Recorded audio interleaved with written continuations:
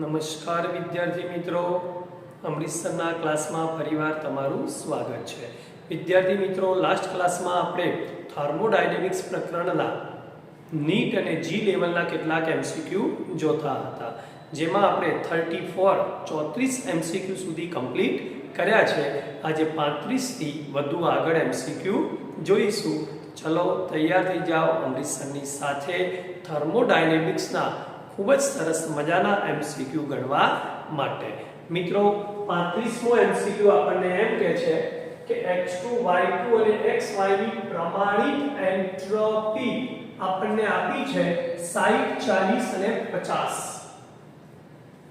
આપણને સમીકરણ આપ્યું 1/2 x2 + 3/2 y2 it gives xy3, જ્યાં તમને ડેલ્ટા x આપ્યો છે -30. હવે એક બાબતને બરાબર ધ્યાન આપીશું મિત્રો, એકમ પરિવર્તન આ જે છે એ જૂલ કેલ્વિનમાં આપ્યો છે, આ કિલો જૂલમાં આપ્યો છે. ઓકે, આપેલ પ્રક્રિયા માટે સંતુલને તાપમાન જણાવો. કયા તાપમાને સંતુલને તાપમાન ગણવું છે? તો પહેલા આપણે એક વસ્તુ જાણીએ છીએ, આ S એટલે એન્ટ્રોપી છે, ડેલ્ટા H એટલે એન્થાલ્પી છે, અને તાપમાન સાથેનો સંબંધ દર્શાવતું કોઈ સમીકરણ છે? તો હા મિત્રો, બરાબર ધ્યાન આપી આપણે એક્ઝામ્પલને ગણવાનો પ્રયત્ન કરીશું. Delta G = delta H - T delta S. પ્રમાણિત અવસ્થા છે એટલે ડેલ્ટા G 0 લીધો આપણે. ક્લિયર? હવે એક વસ્તુ સમજો, અહીંયા વાત કરી છે સંતુલને. મિત્રો યાદ રાખશો, સંતુલને ડેલ્ટા G 0 હોય તો આ તો 0 તો delta H - T delta S 0. ગણવાનું કહેલું છે તાપમાન, તો તાપમાનને સૂત્રનો કરતા કરીશું. તો આ T ડેલ્ટા S આ બાજુ આવ્યો તો ડેલ્ટા H / ડેલ્ટા S. ચલો, ડેલ્ટા H તમને આપ્યો છે -30. મિત્રો કિલો જૂલમાં છે એટલે ગુણ્યા 10³ જૂલમાં રૂપાંતરણ કરી દીધું. હવે તમે ડેલ્ટા S નથી જાણતા તો આના ઉપરથી ગણી શકીએ છીએ. આપણે જાણીએ છીએ પ્રક્રિયા સમીકરણ ઉપરથી નિપજો માઈનસ પ્રક્રિયકો. તો xy3 ની કેટલી છે બેટા એન્ટ્રોપી? 50. સમજો બરાબર, xy3 50, પછી x2 ની કેટલી છે? નિપજો -1/2 x2, તો -1/2 60, અને 3/2 y2 -3/2 y2 = 40 મૂકી ગણી સાદુરૂપ આપીશું. જે આવે એ આપણો જવાબ. મિત્રો આ સાદુરૂપ જાતે આપવાનું હોય તો B 750 મેં ગણ્યો છે, મારે 750 જવાબ આવે છે. બોલો, કમ્પ્લીટ? તમને એમ થાય કે આ કેવી રીતે છે? તો આ આપણું સમીકરણ છે બેટા, કે નિપજો માઈનસ પ્રક્રિયકો. આગળના લેક્ચરમાં જોઈ શકો છો. ઓકે, બીજો પ્રશ્ન, 3 મોલ આદર્શ વાયુ શૂન્યાવકાશમાં.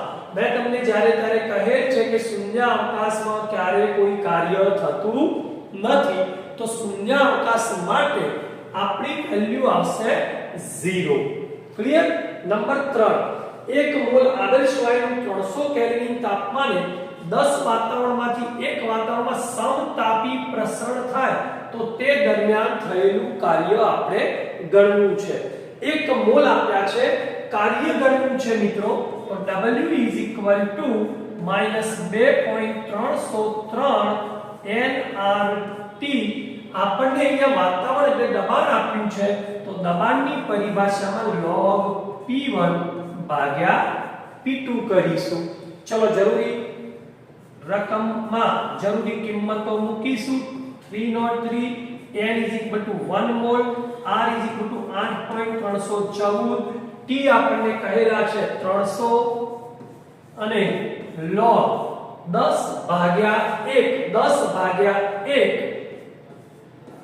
log 10 એટલે 1 થાય, જરૂરી ગુણાકાર ભાગાકાર સરવાળો બાદબાકી જે હોય કરી અને મને જણાવશો જવાબ કેટલો આવે છે. 37 માનો મારે જવાબ આવે છે બેટા 1 મોલ આદર્શ વાયુ. ચલો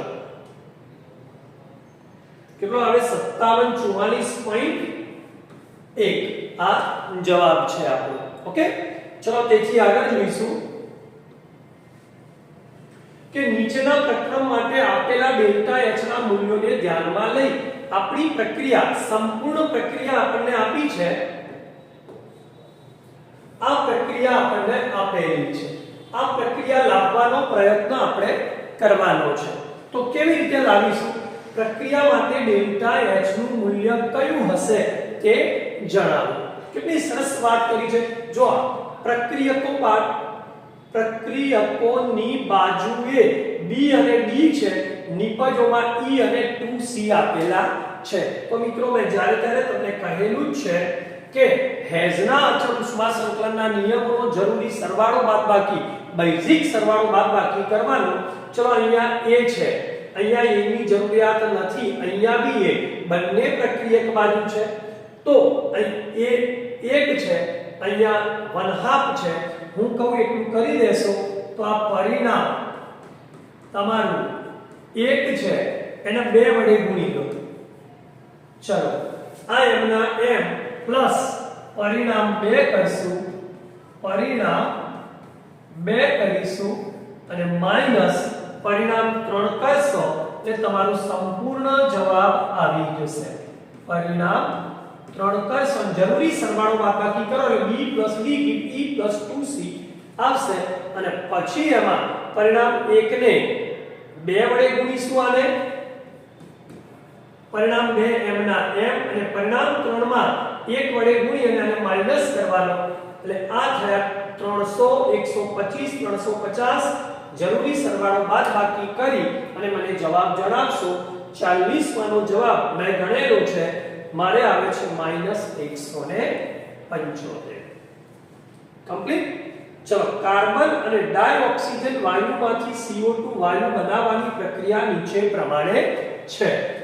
C+O2 gives CO2 આપણને -393.5 kilo joule mall inverse. 1 mall ની આપણને ડેલ્ટા અહીંયા H આપવું જોઈએ, ફોર્મેશન છે બેટા, સર્જન એન્થાલ્પી આપી છે 1 મોલ માટે 393.5, પણ આપણને અહીંયા કીધું 35.2 ગ્રામ CO2 બને ત્યારે છૂટી પડતી ઉષ્મા ગણો. તો 35.2 કેટલી? મિત્રો સમીકરણ જોઈશું તો અહીંયા આપણા CO2 નું આણ્વીય દળ થાય છે 44. 1 મોલ એટલે 44 ગ્રામ. તો બસ એના ઉપરથી આપણે ગણી લઈશું. ચલો શું થશે એના ઉપરથી મિત્રો? તો અહીંયા ધ્યાન આપીશું હવે કે મિત્રો 44 ગ્રામ તમારી પાસે CO2 હોય ત્યારે 1 મોલ એટલે 44 ગ્રામ -393.5 કિલો જૂલ ઊર્જા આપણને મળે છે. તો 35.2 ગ્રામ એ કેટલી? ખૂબ સરસ અને સરળ પ્રશ્ન છે. 35.2 એ કેટલા ગણી અને મને જણાવશો બેટા. 35.2 કેટલા? ચલો ગણશો જરા અને જણાવશો. મારે જવાબ આવે છે -314.8 એટલે -315 કિલો જૂલ. ચલો એના પછીનો પ્રશ્ન જોઈએ બેટા. કઈ પ્રક્રિયામાં ઋણ એન્ટ્રોપી છે?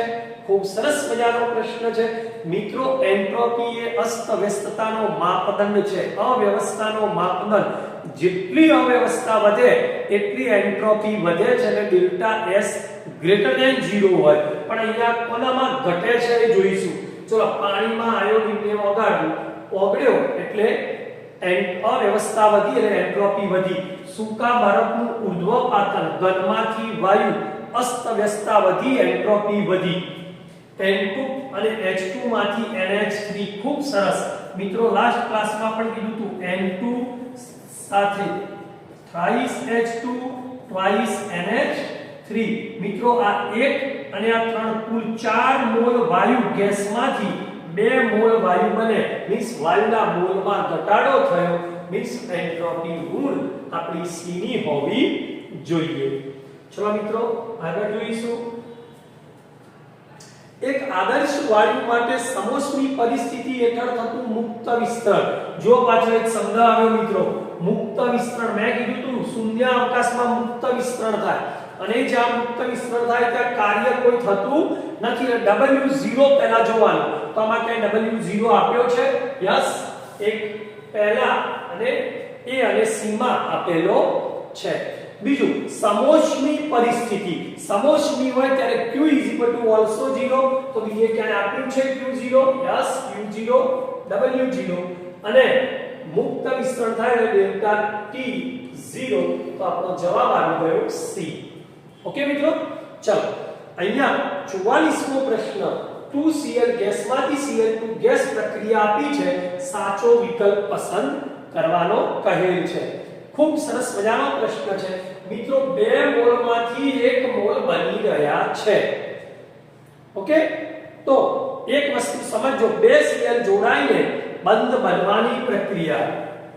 મેં તમને જ્યારે કીધેલું છે બંધ જ્યારે પણ બને તો બંધ બનવાની પ્રક્રિયા છે. અહીંયા 2 Cl જોડાઈ 1 Cl2 નો અણુ બનાવે છે. બંધ તોડવો હોય તો ઉષ્માની જરૂર પડે. ઉષ્મા શોષક હોય, બંધ બને ત્યારે ઉષ્મા મુક્ત થાય છે. ઉષ્માક્ષેપક પ્રક્રિયા ડેલ્ટા H ઋણ હોય તો ડેલ્ટા H ઋણ ક્યાં છે? તો B માં છે, A માં છે. ઓકે, હવે બીજી વાત ડેલ્ટા S એન્ટ્રોપીનો ઘટાડો કે વધારો જોવાનો છે. તો 2 મોલમાંથી 1 મોલ બન્યા તો એન્ટ્રોપીમાં ઘટાડો તો ડેલ્ટા S પણ ઋણ મીન્સ B આપણો જવાબ આવે છે. ઓકે, ચલો છેલ્લું વિધાન એ આપ્યું છે. બધા જ કાર્બનિક સંયોજનના દહનની પ્રક્રિયા ઉષ્માક્ષેપક.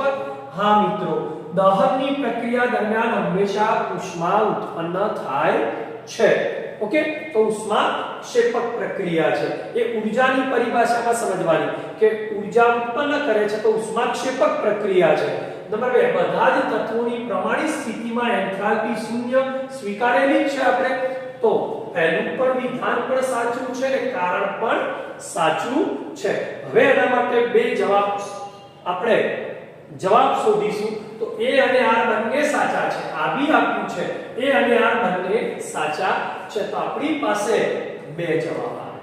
બીજું, R એ A ની સાચી સમજૂતી છે કે R એ A ની સાચી સમજૂતી નથી?